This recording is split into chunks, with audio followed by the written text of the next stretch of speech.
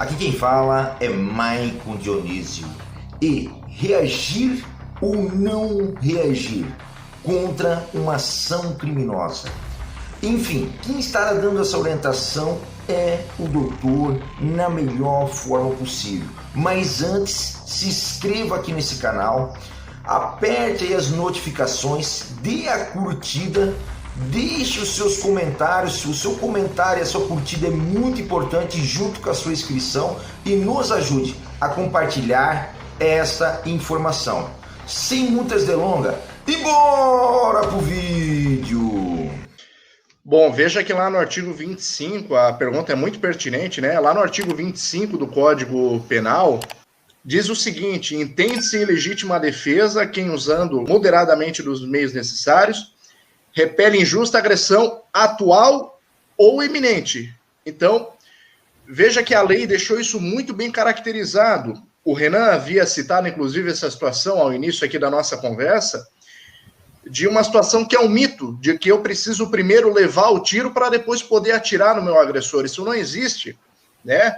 O nosso bem mais precioso é a vida. Então eu não preciso esperar o camarada primeiro vir ali me balear para depois poder atirar nele. Isso, do ponto de vista legal, é absolutamente equivocado. A lei garante que numa situação de violência, de injusta agressão iminente, a gente já pode reagir, tá? Então, o nosso amigo aqui que fez a pergunta, ele é segurança de banco. Se ele perceber só o ingresso de um criminoso na agência bancária, portando o armamento, já é fato suficiente para caracterizar ali uma legítima defesa. Afinal de contas, o que o cidadão vai fazer num banco, numa agência bancária com uma arma, né? A resposta me parece muito óbvia. Ele vai fazer um assalto, ele vai cometer um crime. E possivelmente vitimará alguém ali no interior, muito provavelmente de primeiro plano, segurança. Então, realmente, a situação do vigilante que trabalha ali na agência bancária é de um funil fatal, né? Ele é o ponto, ele é a bola da vez ali dentro da agência bancária. Ele é como se fosse um ponto de luz lá na escuridão. O ladrão já entra, o criminoso já entra olhando para ele. Então, ele tem que ficar muito antenado, muito esperto, sempre de olho na entrada do banco, na movimentação de todos que entram por ali.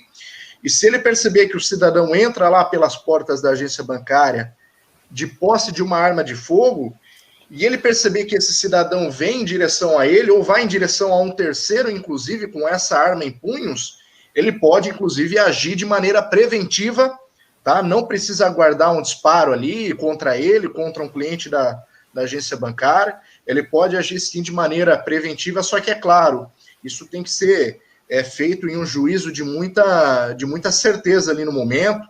Ele não pode simplesmente pensar, eu acho que eu estou em legítima defesa. Não, ele tem que estar muito firme, muito convicto de que a situação prática ali lhe permite agir, sob pena, claro, de responder por eventual excesso, ou até mesmo responder por uma situação do próprio crime, descaracterizando, então, o processo de legítima defesa.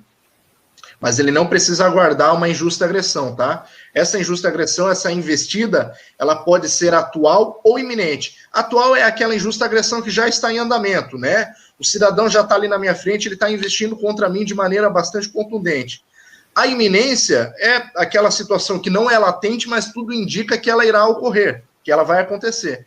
Então, o cidadão entrou no banco portando uma pistola na mão, um revólver, uma faca, enfim, e foi em direção a uma pessoa, um terceiro, ou até mesmo em direção ao vigilante, ele está, assim, sem a menor sombra de dúvida, em legítima defesa, e ele pode agir de maneira preventiva para salvaguardar a sua integridade física e a de todos aqueles que estão no interior da agência bancária.